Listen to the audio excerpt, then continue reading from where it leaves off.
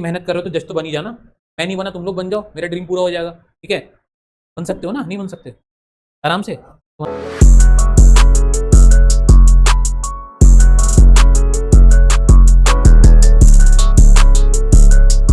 शुरू करते हैं अपनी। तो हम डिफरेंस देख रहे थे कि भाई कहाँ गया ये, फंडामेंटल राइट हमारे बेसिक अधिकार होते हैं जो हर किसी को मिले रहते हैं। डायरेक्टिव प्रिंसिपल्स वो होते हैं जो गवर्नमेंट के कुछ बेसिक अधिकार होते हैं, गवर्नमेंट को दिए जाते हैं, जैसे सिटीजन्स को दिए जाते हैं। सेम गवर्नमेंट के भी कुछ अधिकार होते हैं सिटीजन्स के ऊपर। उसके बाद आती है फंडामेंटल ड्यूटीज। फंडामेंटल ड्यूटीज वो होती है जो राइट से डिफरेंट होती हैं और उनके लिए आप कोर्ट कटघरे में किसी को खड़ा नहीं कर सकते। यानी राइट्स अगर वायलेट होंगी तो कोर्ट में आप ले जा सकते हो उस बंदे को जिसने आपकी राइट वायलेट की, लेकिन अगर ड्यूटीज वायलेट होंगी तो उसके लिए आप किसी को भी कोर्ट में नहीं ले जा सकते। फंडामेंटल ड्यूटीज नॉर्मली होती क्या है, ये जिम्मेदारी जो आप खुद से समझोगे ये मेरी जिम्मेदारी है और मुझे अपनी कंट्री के लिए कुछ करना चाहिए, वो होती है ड्यूटीज। ठीक है, और राइट मतलब जो कंट्री आपको बोल रही है कि आपका हक है आप उसको ले लो, मांग लो, तो वो होती है राइट। ठीक है, तो ये एक बेसिक डिफरेंस है। ड्यूटीज में कुछ चीजें आती हैं, ये चैप्टर हम पूरा डिटेल में अलग से पढ़ेंगे। फिलहाल हम इतना देख रहे हैं कि फंडामेंटल ड्यूटीज को ऐड किया गया था कॉन्स्टिट्यूशन में एक कमिटी के द्वारा, जो कि थी सोन सिंह कमिटी। एक चीज और यहाँ पे नोट डाउन करिएगा, आगे लिखिएगा इसके, फिर मैं इसको एक्सप्लेन भी करूंगा आपको कि कॉल किसी की आ रही, पिक करो, बात करो किसकी। तो कोई बात नहीं, अगर हैंग हो रहा है तो रिकॉर्डेड लेक्चर मिल जाएगा। मैं भी ऊपर से नेटवर्क एरर हो क्योंकि ऊपर बादल है, मैं भी ऐसा हो सकता है। चलिए, तो मैं ये कह रहा था कि फंडामेंटल ड्यूटीज में रिकमेंडेशन है सोन सिंह कमेटी का, और एक पॉइंट में लिखवा रहा था आपको यहाँ पे ऐड करिएगा कि फंडामेंटल ड्यूटीज आर नॉट, लिख लीजिए, fundamental duties are not, fundamental duties are not, जो ऑनलाइन है वो भी बच्चे लिख सकते हैं। Fundamental duties are not part of original constitution, fundamental duties are not part of original constitution, fundamental duties are not part of original constitution, they are added later. लिखलिए वाला पॉइंट, इतना ही मुझे बताना था, मैं इसको एक्सप्लेन कर दे रहा हूँ। Fundamental rights sorry fundamental duties original constitution में नहीं दी गई थी। ओरिजिनल कॉन्स्टिट्यूशन से मेरा मतलब है कि 1950 में जो हमारा कॉन्स्टिट्यूशन बना उसमें फंडामेंटल ड्यूटीज का चैप्टर ही नहीं था, उसको बाद में ऐड किया गया। बाद में कब ऐड किया गया? बाद में हमको इसको ऐड किया गया, लिख लो, it was added, full stop लगा के लिख लो, it was added in 1976, it was added in 1976, it was added in 1976, it was added in 1976 में ऐड किया गया। ठीक है, उसके अलावा इसमें एक चीज और मिस हो गई थी, तो यहाँ लिखा हुआ है तो उसको लिखने की जरूरत नहीं है। तो वो एक चीज, यानी कि 10 चीजें टोटल हमारे पास ड्यूटीज कितनी, 11 है एट प्रेजेंट। अभी के टाइम में हमारे पास कितनी ड्यूटीज हैं? 11 है। 10 आई थी 1976 में। ठीक है, एक जो मिस हो गई थी उसको बाद में ऐड किया गया 2002 में, जो यहाँ दिया हुआ है आपका।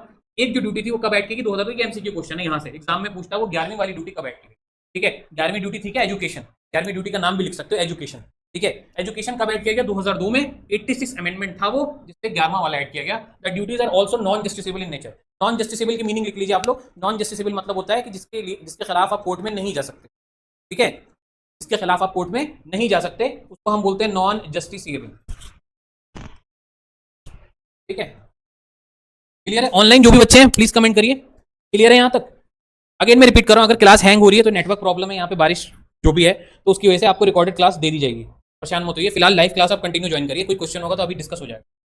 ओके, आगे चलते हैं। 3 लोग मुझे ऑनलाइन दिख रहे हैं इस टाइम कंकरेंट व्यूअर्स में। ओके, चलिए नेक्स्ट पॉइंट देखिए, अ सेकुलर स्टेट क्या होता है? Secular was added to the preamble. देखिए, एक हमारा कंटेंट होता है स्टार्टिंग में। ओके, रश्मि है। ओके, तो देखिए, प्रीएम्बल एक किताब होती है, सॉरी प्रीएम्बल एक इंट्रोडक्शन होता है। कॉन्स्टिट्यूशन से पहले मैंने पढ़ाया था, कॉन्स्टिट्यूशन से स्टार्टिंग में प्रीएम्बल से करते हैं, जो कि इंडेक्स और कंटेंट बताता है। ठीक है, प्रीएम्बल में कुछ वर्ड्स दे रखे हैं, जैसे secular, sovereign, democratic, Republic, integrity, unity, ये सारे कुछ वर्ड्स दिए हुए हैं, जिससे हम क्या बताते हैं कि कॉन्स्टिट्यूशन के अंदर में इन चीजों के बारे में पढ़ने जा रहे हैं। ठीक है, उसमें कहीं भी रिलीजन मेंशन नहीं है, याद रखिएगा। और सेकुलर मतलब होता है रिलीजन।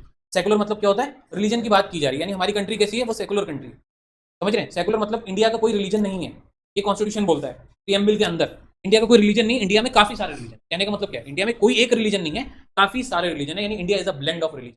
ठीक है, इंडिया में काफी सारे रिलीजन फॉलो किए।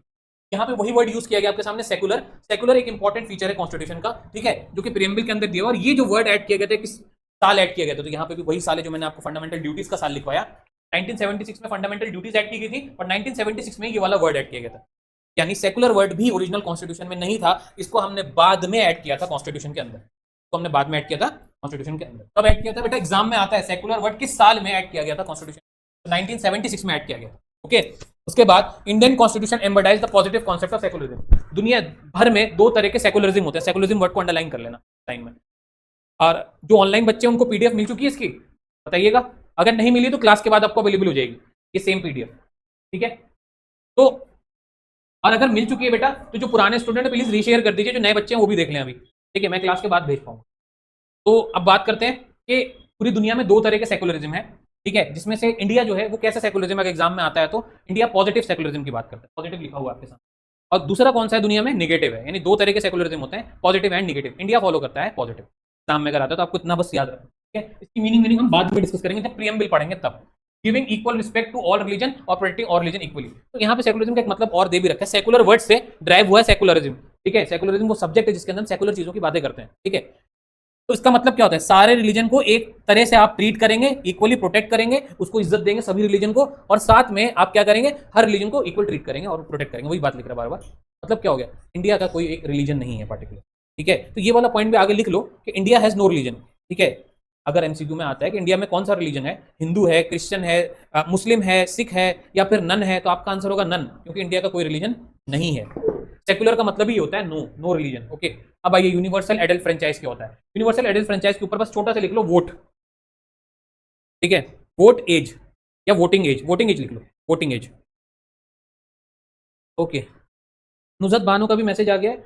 नहीं सर, नहीं सर बेटा, किस चीज को बोला आपने नहीं सर, जरा बताइएगा प्लीज, ठीक है। ओके, अच्छा नोट्स नहीं मिले आपको, ओके, नोट्स क्लास के फौरन बाद आपको अवेलेबल हो जाएंगे, फिलहाल क्लास में वो ध्यान दीजिएगा। अब आइए, अब मैंने बोला कि यूनिवर्सल एडल्ट फ्रेंचाइज का मतलब होता है वोटिंग एज। मतलब क्या हो गया कि वोट देने वाली जो एज होती है उसको हम लॉ की लैंग्वेज में, लीगल लैंग्वेज में, पॉलिटिकल लैंग्वेज में बोलते हैं यूनिवर्सल एडल्ट फ्रेंचाइज कॉन्सेप्ट, उस चीज को हम बोलते हैं।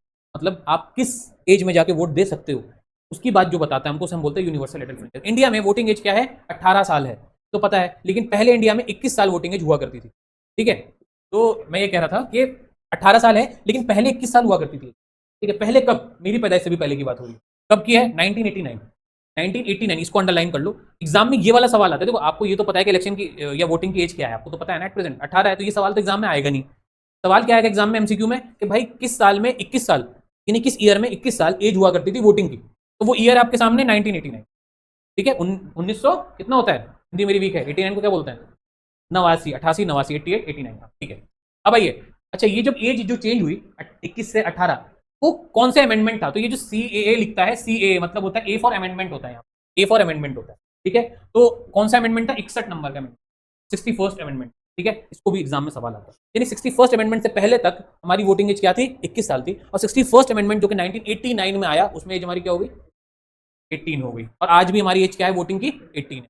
ये पूरा कॉन्सेप्ट यूनिवर्सल एडल्ट फ्रेंचाइज। अब एग्जाम में अगर पूछता है यूनिवर्सल एडल्ट फ्रेंचाइज की मीनिंग क्या, तो आप बता दोगे, वोटिंग की जो बात करता है वो होता है यूनिवर्सल एडल्ट।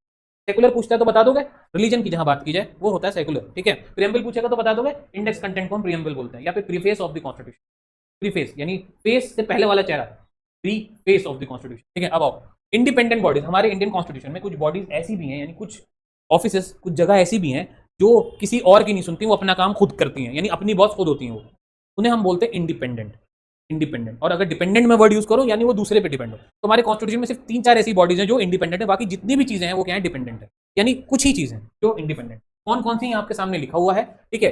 इलेक्शन कमीशन है, यानी इलेक्शन जो कराती है वो इंडिपेंडेंट बॉडी, उसमें ना प्राइम मिनिस्टर कुछ कर सकता है ना प्रेसिडेंट कुछ कर सकता है, वो अपनी मर्जी का खुद करते हैं, जो भी उनको इलेक्शन कराना है जैसे भी कराना है। हाँ, वो चीजें पूछ सकते हैं प्राइम मिनिस्टर से या प्रेसिडेंट से कि हम ऐसे करा रहे हैं, ऐसे करा रहे हैं, आप क्या उस पर अपनी राय देना चाहेंगे, राय ले सकते हैं। राय मानने ने मानने का अधिकार इन्हीं का है, वो राय को प्राइम मिनिस्टर तक की राय को ठुकरा सकते हैं, ठीक है। तो इंडिपेंडेंट का मतलब ही होता है कि अपने फैसले खुद लेने वाला, ये अपने फैसले खुद लेते हैं, इनको किसी से भी डर नहीं लगता, किसी के लिए, ये कॉन्स्टिट्यूशन कहता है। कंट्रोलर एंड ऑडिटर जनरल, जो हमारा ये भी एक पोस्ट है, एक ऑफिसर होता है, गवर्नमेंट का बहुत बड़ा ऑफिसर है, ये फाइनेंस के मैटर देखता है, पैसे वाले। इंडिया में पैसा किस जगह कितना खर्च होगा, हाईवे में कितना लगेगा, कंस्ट्रक्शन में कितना लगेगा, हॉस्पिटल में कितना लगेगा, ये जितने भी सारे काम है ना, पैसे का एक एक स्लिप का हिसाब रखना, कि किसी स्टेट में किसी जगह पे अगर 10 रुपए का भी काम हुआ है ना, तो उसके बाद उसकी स्लिप होगी, रेसिप्ट कहलाती है, ठीक है। तो हर एक चीज जो हुई है उस पूरे साल में, उसका पूरा बाय खाता लेके जो घूमता है वो होता है कंट्रोलर एंड ऑडिटर जनरल। ये भी इंडिपेंडेंट है, ये सारा काम इसको बता दिया गया, खुद से करेगा, अब इसको किसी से पूछने की जरूरत नहीं, अपने फैसले भी खुद से ले सकता है। किस कौन सी चीज में फैसले लेगा, जाहिर सी बात है इलेक्शन वाले इलेक्शन के मैटर में ले सकते हैं सिर्फ, और किसी मैटर में नहीं। ये फाइनेंस के मैटर में ले सकते हैं और किसी मैटर में नहीं, तो सबका काम बटा हुआ है। अब आगे यूनियन पब्लिक सर्विस कमीशन, ये वो बॉडी है जो इंडिया के अंदर क्या कराती है, एग्जाम कराती है, एग्जाम कराती है, ठीक है। तो ये भी एग्जाम अपने हिसाब से करा सकती है, इसके पास ऑटोनोमस पावर है, यानी खुद से चीजें कंडक्ट करने की। एग्जाम कब होगा, किस डेट में होगा, कैसे होगा, वो सब ये डिसाइड करेगी, कहाँ सेंटर होगा वो सब इनके हाथ में, किसी से प्राइम मिनिस्टर प्रेसिडेंट से पूछने की जरूरत नहीं।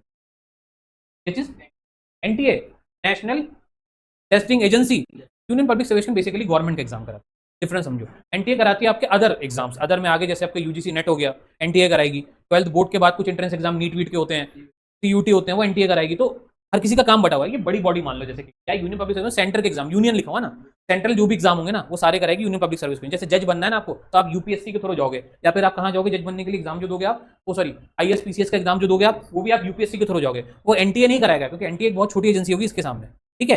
अब दूसरा है state public service commission. State के जो एग्जाम होते हैं, पीसीएस जो मैंने बोला, पीसीएस यूपीएस इसकी एग्जाम्पल नहीं है, पीसीएस इसकी एग्जाम्पल है। पब्लिक सर्विस कमीशन वो स्टेट टू स्टेट होता है, तो जो स्टेट टू स्टेट एग्जाम होंगे वो कराएगी स्टेट पब्लिक सर्विस कमीशन। ये सब इंडिपेंडेंट बॉडी। एक बॉडी और इसके आगे ऐड करो एग्जाम्पल में, वो है जुडिशरी। जुडिशरी मैंने पहले भी बताया है और आज भी बता रहा हूं, जुडिशरी क्या है, एक इंडिपेंडेंट बॉडी है। यानी जो सुप्रीम कोर्ट है, हाई कोर्ट है और डिस्ट्रिक्ट कोर्ट, लोअर कोर्ट या फिर आपकी सबऑर्डिनेट कोर्ट्स हैं, वो सारी क्या है, इंडिपेंडेंट है। वो कोर्ट्स भी अपने अपने फैसले ले सकती है, मैंने आपको पहले भी वाला पॉइंट बताया। और साथ में वो एक दूसरे की मदद भी कर सकते हैं, उनकी डिसीजन में कोई दूसरा इंटरफेयर नहीं कर सकता। यानी अगर कोई कोर्ट फैसला दे रहा है, सुप्रीम कोर्ट, तो प्राइम मिनिस्टर ये नहीं बोल सकता फोन करके कि फैसला मत दो। अगर बोलेगा भी तो सुप्रीम कोर्ट सुनेगी नहीं, कि वो अपना फैसला खुद लेगी, समझ रहे हो। और दबाव भी नहीं बना सकता, ठीक है। अब आइए उसके बाद हमारी कंट्री में जो इंपॉर्टेंट चीजें, बेसिकली बेटा जो ऑनलाइन है वो सुन लें। ये जो मैं शीट पढ़ा रहा हूँ आपको मिलेगी, इसका पुरानी वीडियो का लेक्चर भी मैं आपको लिंक शेयर कर दूंगा, तो उसमें आप ये देखने कि मैं फीचर्स पढ़ा रहा हूँ कॉन्स्टिट्यूशन के। यानी यही सारे चैप्टर हम आपको पढ़ाएंगे डिटेल में आने वाली क्लासेस में। अभी ये ओवरव्यू है सिर्फ। तो क्या है इमरजेंसी प्रोविजन। इंडिया में इमरजेंसी 3 तरीके से लगती है, मैं ऑलरेडी पढ़ा चुका हूँ आपको। एक लगती है नेशनल इमरजेंसी। नेशनल इमरजेंसी में भी 2 तरह की इमरजेंसी होती है, ये बताया था मैंने आपको। नेशनल इमरजेंसी में 2 तरह की इमरजेंसी होती है। एक जो हमको दूसरी कंट्री से खतरा हो तो हम बोलेंगे नेशनल इमरजेंसी, यानी दूसरी कंट्री हम पे अटैक कर रही है तो हम बोलेंगे नेशनल इमरजेंसी। या फिर दूसरा, अगर हमारे लोग हम ही पे अटैक कर रहे हैं तो भी नेशनल इमरजेंसी। वो कब, हमसे यानी हम लोग अगर गवर्नमेंट के खिलाफ हथियार उठा लेते हैं, गवर्नमेंट गिराने की कोशिश करते हैं, कौन सी, सेंट्रल गवर्नमेंट, तो हम क्या बोलेंगे, नेशनल इमरजेंसी। तो अगर खतरा, तो ये 2 तरह की होती है, ऐसे समझो। एक होती है इंटरनल इमरजेंसी और एक होती है एक्सटर्नल इमरजेंसी। ये दोनों नेशनल इमरजेंसी के अंदर आता है। इंटरनल इमरजेंसी मतलब हो गया जो आर्म्ड रेबेलियन कहलाता है। आर्म्ड रेबेलियन यानी लोगों ने हथियार उठा ली गवर्नमेंट के खिलाफ, ठीक है। एक्सटर्नल इमरजेंसी हो गया दूसरी कंट्री ने हथियार उठा ली हमारी कंट्री के खिलाफ, तो ये हो गया नेशनल इमरजेंसी, यानी एक्सटर्नल इमरजेंसी, बाहर से खतरा, इंटरनल हमारा खुद का खतरा, ठीक है। अब आता है इसके बाद, ये तो 352 में दे रखा है। उसके बाद आता है स्टेट इमरजेंसी, जिसे हम प्रेसिडेंट रूल भी बोलते हैं। ये 356 और 365 दोनों में दे रखा है। एक्चुअल में एक ही आर्टिकल है इसका, 356, ठीक है। 356 में क्या बोलता है बेटा, कि हमारी स्टेट में लड़ाई चल रही, 2 स्टेट में या 3 स्टेट में या 4 स्टेट में या फिर यूनियन टेरिटरी में भी लड़ाई चल रही, ठीक है। तो उस केस में क्या होगा, जो स्टेट आपस में चल रही है, तो क्या पूरी कंट्री बंद करने की जरूरत है। मान लो बिहार और उत्तर प्रदेश और झारखंड की लड़ाई चल रही है, सिर्फ उनके आपस में स्टेट में लड़ाई होगी, चीफ मिनिस्टर ने लड़ लिया किसी बात को लेकर के और वो गोलीबारी चलने लगी, इधर से भी तोपे चल रही, उधर से भी तोपे चल रही, ठीक है।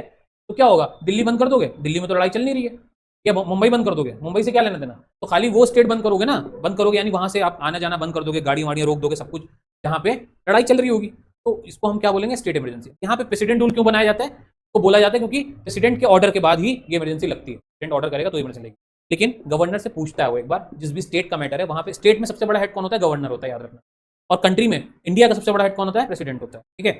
तो जब भी गवर्नर कोई स्टेट का फैसला लेगा ना, सॉरी प्रेसिडेंट कोई भी स्टेट का फैसला लेगा, तो वहां के गवर्नर से हमेशा पूछेगा, चाहे कोई भी केस हो, ठीक है। तो गवर्नर से पूछेगा भाई इमरजेंसी लगाई जाए, नहीं लगाई जाए, लड़ाई झगड़ा हो रहा है कि नहीं हो रहा है, क्योंकि प्रेसिडेंट तो जाएगा नहीं देखने के लिए, गवर्नर वहीं बैठा है उसी स्टेट में। मान लो बिहार का गवर्नर बिहार में ना बैठा है, वो बता देगा फोन करके कि हाँ साहब बहुत ज्यादा सिचुएशन खराब है, इमरजेंसी लगा दो, तो ये इमरजेंसी लगा देंगे। ये बोलते हैं 356 यानी 356 वाली इमरजेंसी। इसके ना आर्टिकल भी याद कर लेना, जहां पे इंपॉर्टेंट आर्टिकल मैं बताता चलूंगा। इसके आर्टिकल डायरेक्ट एग्जाम में पूछता है आपके, चाहे बीए का एग्जाम हो चाहे बीएलएलबी का, उसमें पूछता है कि 352 कौन सी इमरजेंसी है या 356 में कौन सी इमरजेंसी है, ठीक है। या ऐसे बोल देगा कि आपकी फाइनेंशियल इमरजेंसी कहाँ दे रखी है, तो अगला वाला क्या हमारा फाइनेंशियल इमरजेंसी है 360 वाली।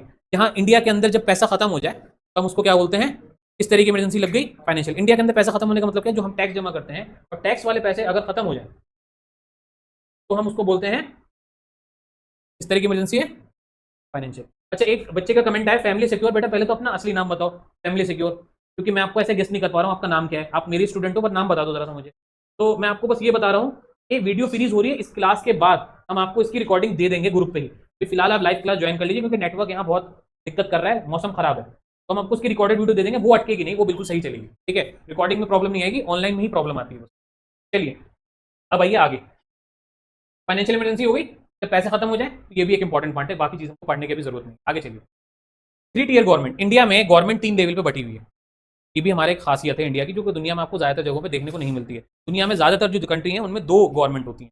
इंडिया ही एक ऐसी कंट्री है, और 1-2 और है बस, जिसमें गवर्नमेंट 3 लेवल पे बटी हुई है। 3 लेवल कैसे, हम जानते हैं सेंट्रल लेवल तो है ना, यूनियन, उसी को सेंट्रल बोलते हैं। दूसरी है हमारी स्टेट लेवल, तीसरी हमारी पंचायत है, ठीक है। तीसरी हमारी पंचायत है, जिसके बारे में यहाँ लिखा है पंचायत किस साल, पंचायत अगेन पंचायत भी ओरिजिनल कॉन्स्टिट्यूशन में नहीं दिया गया था, पंचायत के बारे में कुछ भी नहीं लिखा गया था। तो पंचायत को कब ऐड किया गया, वो सवाल एग्जाम में आता है पंचायत को। अब पंचायत का अमेंडमेंट कौन सा था, जब पंचायत ऐड की गई ना, उसके साथ एक और बॉडी ऐड की गई जो चौथी गवर्नमेंट कहलाती है। फोर्थ गवर्नमेंट भी है हमारे पास, वो है म्यूनसिपैलिटीज। म्यूनसिपैलिटी वो चौथे नंबर की, अलीगढ़ में म्यूनसिपैलिटी आपको दिखती होगी, जिसके नगर निगम वाले लोग घूमते रहते हैं, नगर पालिका कचरा आया घर से कचरा निकाल, है ना, तो क्या है म्यूनसिपैलिटी का पार्ट है, गाना बजाते घूमते रहते हैं। तो म्यूनसिपैलिटी भी एक अपने में गवर्नमेंट है जो कि सिटी लेवल में काम करती है। अब पंचायत जो गवर्नमेंट है वो विलेज लेवल में काम करती है। हर किसी का काम बटा हुआ है, सेंट्रल गवर्नमेंट सेंटर का काम करेगी, state government state to state काम करेगी, डिस्ट्रिक्ट में काम करेगी आपकी म्यूनसिपैलिटीज, ठीक है, और विलेजेस में काम करेगी आपकी पंचायत। ये है 4 लेवल ऑफ गवर्नमेंट। लेकिन हम बोलते हैं कि पंचायत और म्यूनसिपैलिटी की पावर सेम है, पावर सेम है दोनों की, इसलिए हम 3 ही गवर्नमेंट काउंट करते हैं, सेंट्रल स्टेट और पंचायत एंड म्यूनसिपैलिटी। तीसरे नंबर पे दोनों आती है, चौथी कोई मानी ही नहीं जाती है कि पंचायत और म्यूनसिपैलिटी बराबर है, तो नंबर भी उनका बराबर है, थर्ड है, ठीक है। अब आ जाओ, तो भाई 73rd और 74th अमेंडमेंट था, जो कि दोनों एक ही साल में आया था 1992, यानी पंचायत और म्यूनसिपैलिटी कब आए होंगे 1992, ठीक है। उसके बाद एग्जाम में बड़ा सवाल पूछा जाता है कि म्यूनसिपैलिटी कब आया, और एक सवाल एक नया और आने लगा है कि कोऑपरेटिव सोसाइटीज कब आए, उसको भी हम पढ़ेंगे। एक और गवर्नमेंट का पार्ट है, गवर्नमेंट नहीं है, गवर्नमेंट का पार्ट है जिसे हम कोऑपरेटिव सोसाइटी, ठीक है। तो मैं अगर ऐसे गिनूं तो 5वां हो गया, और वैसे गिनूं तो तीसरा ही में हुआ, यानी पंचायत म्यूनसिपैलिटी और आपका ये कोऑपरेटिव सोसाइटी एक ही हो गया अगर मैं गिनूं, ठीक है। अभी उसको बाद में डिस्कस करेंगे, फिलहाल ये पढ़ो। तो 3 लेवल ऑफ गवर्नमेंट है हमारे यहाँ। 73rd ने हमको पंचायत दिया, तो 73 वाले ने हमको दिया पंचायत, और 74 वाले ने हमको दिया म्यूनसिपैलिटी। इसको आप अंडरलाइन कर लो, 74 से एरो बना लो म्यूनसिपैलिटी पे, और जो लोग ऑनलाइन है वो नोट्स में लिख लें अपने कागज पे। 73rd से हमको आया पंचायत, ठीक है। आगे पढ़ो, पंचायत आया, क्योंकि एक नया पार्ट क्रिएट किया गया, पार्ट 9, यानी एक नया चैप्टर क्रिएट किया गया, उसका नाम था पार्ट 9, और एक नया शेड्यूल क्रिएट किया गया जिसका नाम था 11। तो हमारे पास टोटल शेड्यूल है 12, और मैंने ये भी बताया था कि हमारे पास पहले 8 शेड्यूल हुआ करते थे, तो 8 के बाद 9, 10 भी कुछ आया होगा, फिर 11वां आया, तो 11वां कौन सा था यहाँ लिखा हुआ, 11वां है हमारा पंचायत, और हमारा जो 12वां बना, ठीक है, 12वां जो शेड्यूल बने, आखिरी शेड्यूल कौन सा है, म्यूनसिपैलिटी, ठीक है। तो यानी 9, 10 बचे, 9, 10 कौन से हैं, ये हम आगे पढ़ने जा रहे हैं, यहाँ पे दे रखा है मैंने पहले, 1 से लेकर 12 तक पूरे के पूरे यहाँ पे दिए हुए हैं, ठीक है। अब उस पर हम बाद में जाएंगे, पहले वापस यहाँ आइए। ईयर कौन सा था बेटा, मेरा क्वेश्चन आपसे, म्यूनसिपैलिटी किस साल आई, 1950 में आई, 1976 में आई, 1991 में आई, या 1992 में म्यूनसिपैलिटी? ऑनलाइन बच्चे भी जवाब दें, और ये फैमिली सिक्योर प्लीज आप कमेंट करके नाम बता दीजिए अपना। 1992 बिल्कुल ठीक है यार, अभी तो पढ़ा है, ऐसी मिस्टेक मत करना एग्जाम में। 1992 ही में ना पंचायत और म्यूनसिपैलिटी दोनों आई है, तो दोनों का आंसर 1992 ही है। अच्छा, आप बताओ अमेंडमेंट कौन सा था जिससे म्यूनसिपैलिटी है, अमेंडमेंट म्यूनसिपैलिटी का अमेंडमेंट था 74, और पंचायत का अमेंडमेंट था 73, 73, 74, ठीक है, सिंपल है। अब आ जाओ अगला जो मैं बता रहा था, कोऑपरेटिव सोसाइटीज के बाद। कोऑपरेटिव सोसाइटी किस साल आई, अलग आई हो, वो आई है 2011 में, अंडरलाइन कर लो।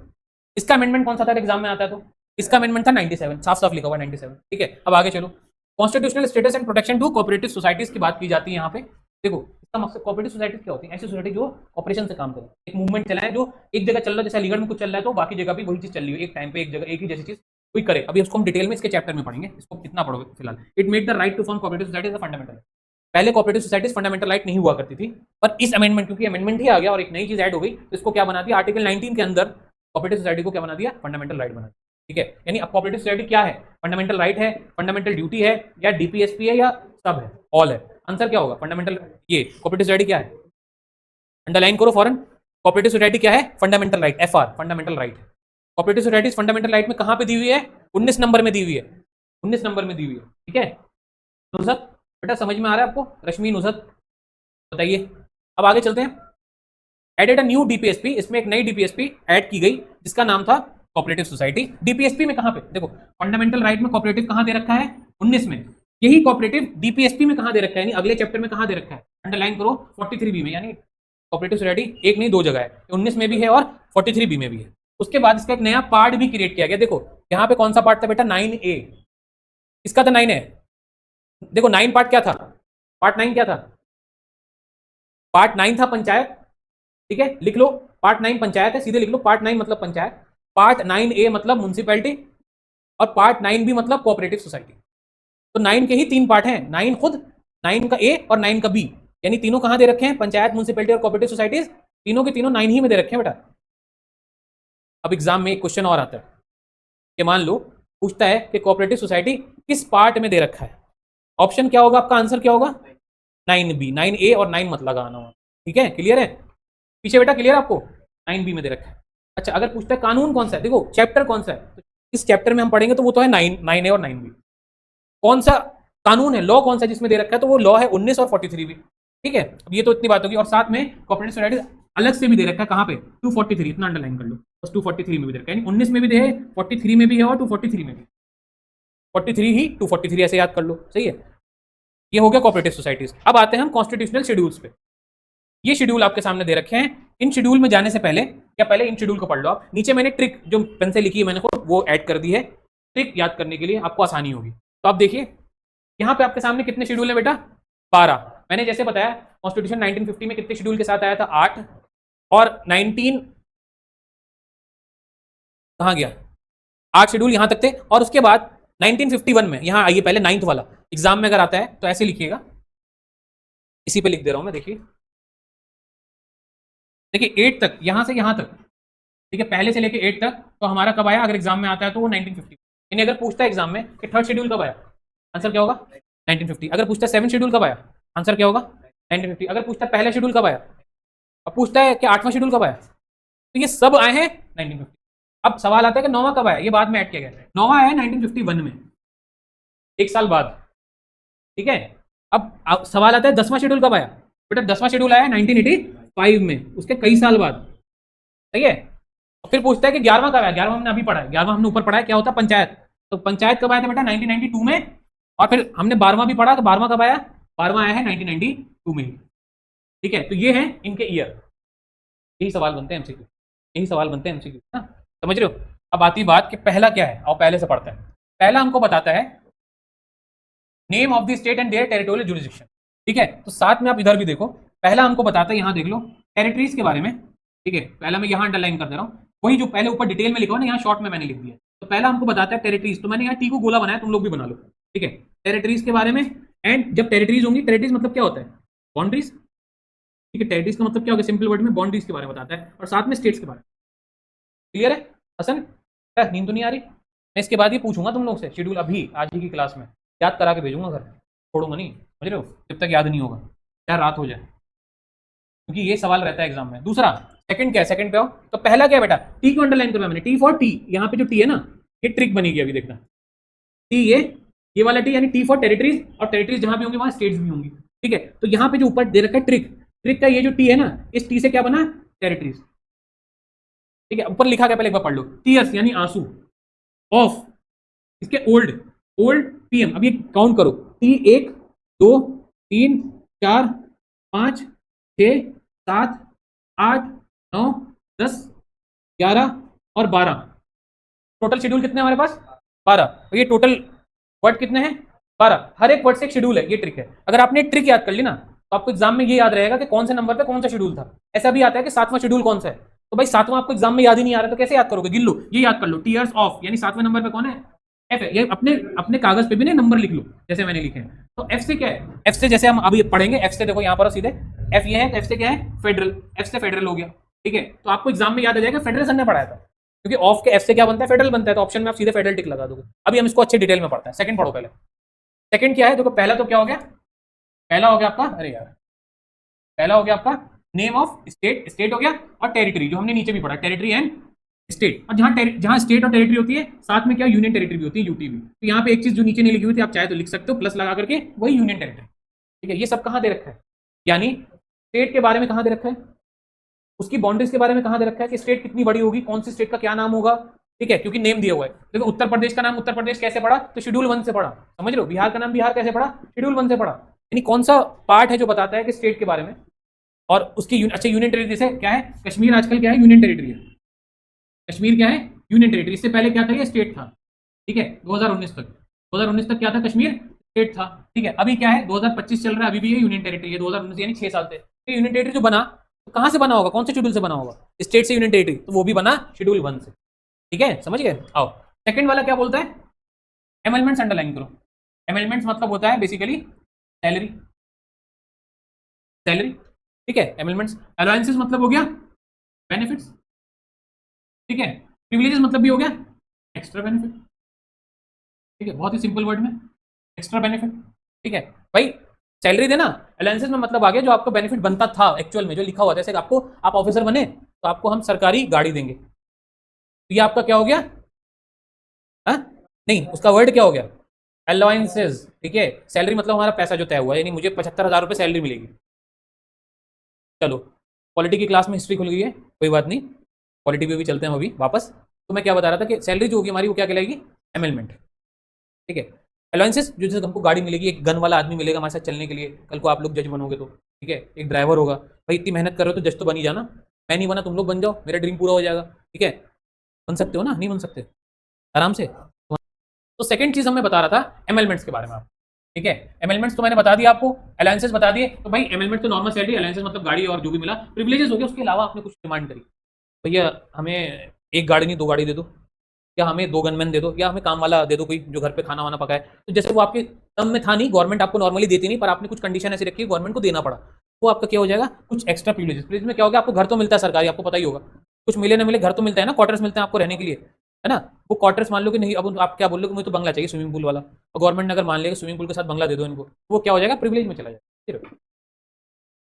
अब देखो मैं बता रहा हूँ रिजर्वेशन का फायदा, इनका फायदा ये है कि जो लोग इस तरह की जगह पे रह रहे हैं, जैसे मान लो कि जम्मू कश्मीर हो गया, टूरिस्ट प्लेस है, ठीक है, नॉर्मली वहाँ के लोग तो वहाँ रहते हैं, लेकिन वैसे तो टूरिस्ट प्लेस है ना, तो इस तरह की जो हिली एरियाज है ना, वहाँ पे आपको जो क्वार्टर भी मिलते हैं ना, वो ऑटोमेटिक स्विमिंग पूल के साथ होते हैं, मतलब क्योंकि वो उस तरह के बने ही होते हैं, उसमें सब कुछ होता है वहाँ के क्वार्टर। और फिर इधर आ जाओ अलीगढ़ के क्वार्टर में, अलीगढ़ के क्वार्टर लगेगा किसी कलर के क्वार्टर में रहेगा, जज के घर में भी जाओगे आप तो, ठीक है।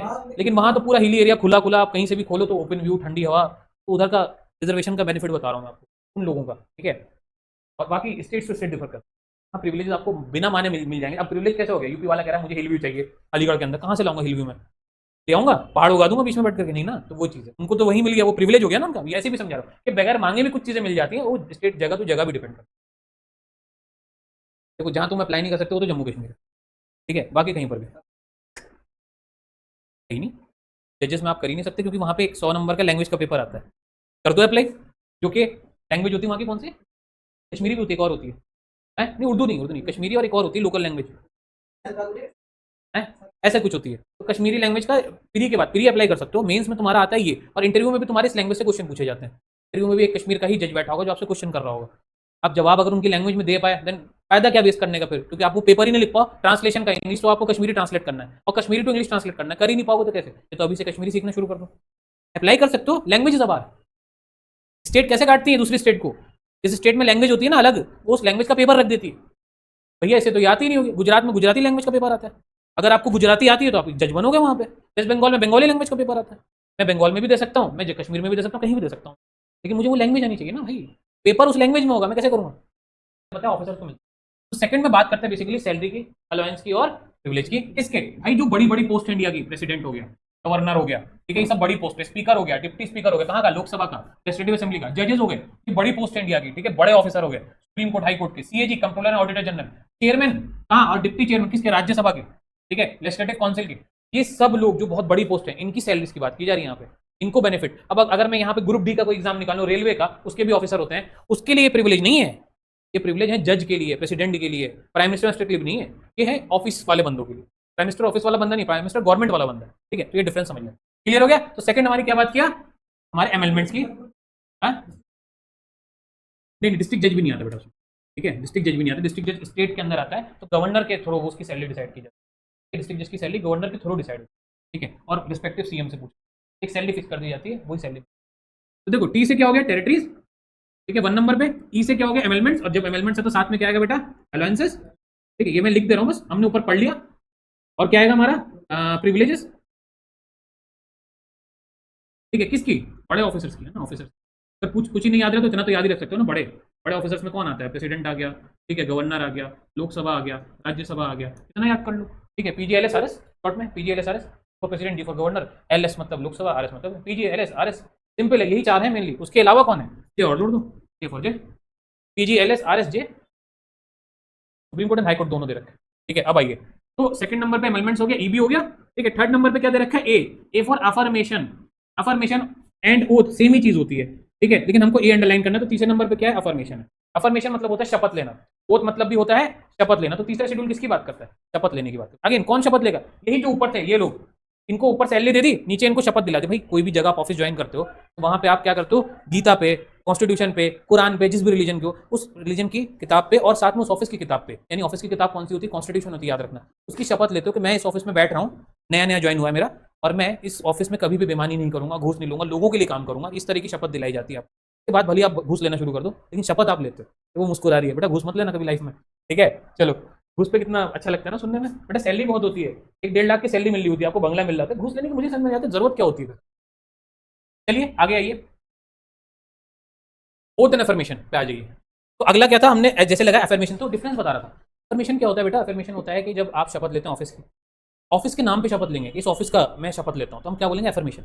जब आप ओथ, क्या होता है, ओथ भी शपथ होती है। ओथ मतलब होता है जब अपने गॉड के नाम पे शपथ, मैं भगवान के नाम पे, मैं अल्लाह के नाम पे, मैं जीसस क्राइस्ट के नाम पे, किसी के नाम पे क्या ले रहा हूँ, शपथ ले रहा हूँ, तब हम उसको बोलेंगे ओथ, जब किसी गॉड के नाम पे शपथ होगी। और जब ऑफिस के नाम पे शपथ होगी तो उसे हम बोलेंगे अफर्मेशन। ये डिफरेंस है बस, दोनों चीज सेम होती है। तो तीसरा हमको ओथ के बारे में बताते हैं, अगेन सेम किसके, देखो किसके, ओथ एंड अफर्मेशन बताते हैं किसके, बस यहाँ एक चीज बढ़ गई बेटा, अंडरलाइन कर लो, मिनिस्टर्स और आगे मिनिस्टर्स की बात भी की जाती है। बाकी मिनिस्टर्स की बेटा एमपी भी मिनिस्टर ही है, ठीक है, जजेस हैं, ऊपर भी जजेस थे, ठीक है, हाई कोर्ट सुप्रीम कोर्ट के सीएजी भी था ही, है ना, बाकी सब चीज सेम है, बस क्या चीज चेंज हो गई है, जैसे एक मिनिस्टर आ गया है, कंट्रोलर एंड ऑडिटर जनरल, मैंने पूरा बताया कि जो फाइनेंस वाला मैटर दे, ठीक है। अब आइए फोर्थ में क्या दे रखा है, फोर्थ में पहले यहां पे देखते हैं हम नीचे की तरफ, फोर्थ में बात दे रखा है, देखो वर्ड क्या है, आर है, आर है, R for Rajya Sabha, R for Rajya Sabha, simple है, ठीक है। तब क्या हो गया, हम टीयर तक पहुंच गए, टीयर तक, तो टी से क्या था बेटा, टेरिटरी, इतना याद रख सकते हो, एग्जाम में यही आएगा एमसीक्यू, ठीक है। ई से क्या था, ई से अमेंडमेंट, अगर नहीं आया तो क्या आएगा ऑप्शन में, सैलरी पूछ देगा कि सैलरी कहां दी हुई, या सेकंड शेड्यूल में क्या दिया हुआ है, तो आप क्या लगाओगे,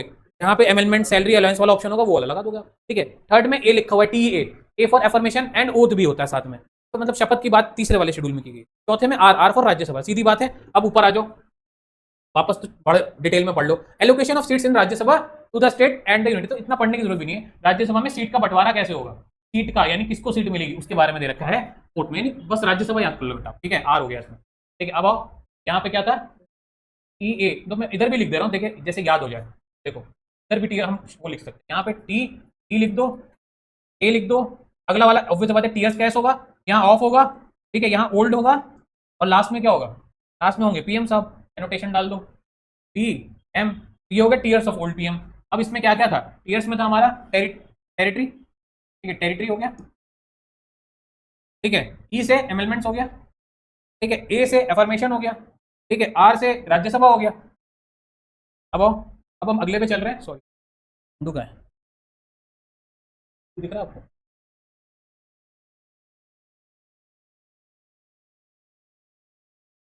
एस पे आते हैं ना, एस पे क्या है, एस से आपका है, देखो पहले यहीं पे देखते हैं, एस से शेड्यूल्ड है, शेड्यूल्ड, एस फॉर शेड्यूल्ड, ठीक है, शेड्यूल्ड क्या, scheduled area and scheduled tribes, यानी एससी एसटी की बात कर दी उन्होंने, एससी एसटी तो रिजर्वेशन वाले होते हैं, तो भाई पांचवा किसकी बात करता है, scheduled area and scheduled tribe दोनों की बात करता है। अब देखो नीचे क्या दे रखा है, नीचे आओ, देखो एस पांचवें नंबर पे है, ठीक है, एस, एस फॉर क्या दे रखा है, शेड्यूल्ड, यानी मैंने जो बोला ऊपर वो उसमें भी आ गया। अब आते हैं आगे, ओ, ओ छठे नंबर पे है, ओ में क्या है देखो ये क्या है, ट्राइब्स है ना, यहाँ पे ट्राइब्स है,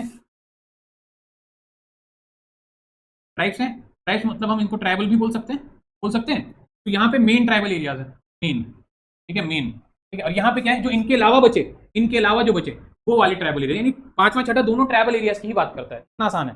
पर एक करता है मेन वाले की बात, एक करता है अदर वाले की बात, तो यहाँ पे बस ऐड कर लो other, other tribal areas. Other में कौन कौन है, अदर में नाम लिखा हुआ है, कहाँ कहाँ के ट्राइबल जानते हो आप लोग, आदिवासी लोगों की बात करना, असम, मेघालय, त्रिपुरा, मिजोरम, इसकी शॉर्ट फॉर्म भी है, ए फॉर आसाम, ठीक है, त्रिपुरा का टी ले लो, पहले पहले त्रिपुरा ले लो, ए टी, अब एम ले लो, यहाँ से पहले ये ले लो, यानी 1 नंबर पे, दूसरे नंबर पे ये ले लो, अगर एग्जाम में ये पूछ चुका है एक बार कि भैया कौन कौन से इसमें जगह आती है, तो ए टी एम तीसरे नंबर पे, ठीक है, यानी एटीएम हो गया, जो एटीएम मशीन होती है वो वाले ट्रिक बना लो, ए से आसाम, टी से त्रिपुरा, एम से मेघालय, एटीएम हो गया। और आगे लिखो, कैसे करो, ऐसा करो, रुको इसको 3 मत लो, को मिटाओ, 3 लो लास्ट वाले को, तो ऐसा करो इसको 4 कर लो, इसको 4 करो, अरे मिनट, चलो 4 हो गया, इसे 4 कर लो, आप इसे 1 कर लो, इसे 2 कर लो, और ये जो लास्ट वाला मिजोरम है इसे कर लो, मिजोरम का एम को कर लो आप, क्या था, 3 कर लो। अब देखो ए से पहले नंबर पे आसाम आ गया, टी से त्रिपुरा दूसरे नंबर पे आ गया, और एम हमने लिया ये वाला, यानी ये हो गया एटीएम, मिजोरम वाला एम हो गया। अब बचा मे, एटीएम में, मेरी ट्रिक क्या है, एटीएम में आपको याद करना है, ठीक है, एटीएम में जाना है, एटीएम, तो मे से एम ई वाला मेघालय हो गया, तो इसमें 2 एम है एटीएम में, तो जगह भी आपको याद होगी कि कौन कौन सी जगह, एटीएम में याद रख लो, A for Assam, T for Tripura, M for Mizoram and M E for Meghalaya, M E से मेघालय होता है, एम ई से, एक ट्रिक विद इन ट्रिक देख, यानी छठे शेड्यूल में कौन कौन सी जगह अगर ये एग्जाम में आ जाता है तो आप एक ट्रिक याद कर लेना कि सर ने एटीएम में की बात की, ठीक है, क्लियर है बेटा। चलो अब आगे बढ़ते हैं, 7th वाला क्या बात करता है, डिवीजन ऑफ पावर्स की, लेकिन हमने लिखा रखा है यहाँ पे एफ, एफ मतलब डिवीजन ऑफ पावर्स को हम क्या बोलते हैं, देखो डिवीजन ऑफ पावर्स को हम क्या बोलते हैं, डायरेक्ट नहीं दे रखा है, डिवीजन ऑफ पावर्स को हम बोलते हैं जब यूनियन और स्टेट के बीच में ताकत का बंटवारा हो कि किस स्टेट गवर्नमेंट को कितनी या सेंट्रल गवर्नमेंट को कितनी पावर मिलेगी, हम उसे बोलते हैं फेडरल। फेडरल, तो ये डिवीजन ऑफ पावर से क्या बन गया, फेडरल। तो अब जरा इधर आओ, इसमें देखो 7वें नंबर पे क्या है, ऑफ तो हो गया हमारा, ठीक है। ऑफ से क्या था, अदर ट्राइबल एरियाज थे, ठीक है। अब आ गया हमारा एफ से हो गया फेडरल। फेडरल है तो फेडरल लिस्ट लगा दो बस, ठीक है। एफ से फेडरल, फेडरल मतलब डिवीजन ऑफ पावर, ठीक है। अब आओ अगले वाले पे, 7 हो गए। ऑफ के एफ पे आओ, ऑफ के एफ पे, ठीक है। तो याद रखना 2 ओ है इसके अंदर, एक 6ठे नंबर पे ओ है और एक 8वें नंबर पे ओ है। तो 6ठे नंबर वाला वो बात करता है एटीएम में वाले की, और 8वें नंबर वाला वो बात करता है लैंग्वेजेस की, ठीक है। अब आओ 7 नंबर पे है हमारा, हो गया। 8 नंबर पे क्या है हमारा, 8 नंबर पे हमारा देखो लैंग्वेजेस। तो ओ से क्या हो गया, यहाँ पे एक चीज ऐड कर लो, यहाँ पे कुछ तो दिख नहीं रहा है सर ओ कहाँ है इसके अंदर, ओरिजिनली तो होगा नहीं, तो इसमें बस इतना ऐड कर लो, ऑफिशियल,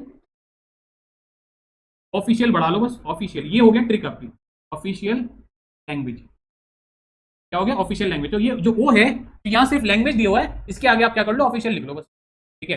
ऑफिशियल लैंग्वेजेस, ये हो गया 8वां, ठीक है। अब और 9th और देख लेते हैं, देन नीचे चलते हैं। 9th क्या बात कर रहे हैं, L, L for legislature, land reform, नहीं दोनों चीज legislature and land reform. Basically main क्या है, एक अंडरलाइन कर लो, लैंड रिफॉर्म्स।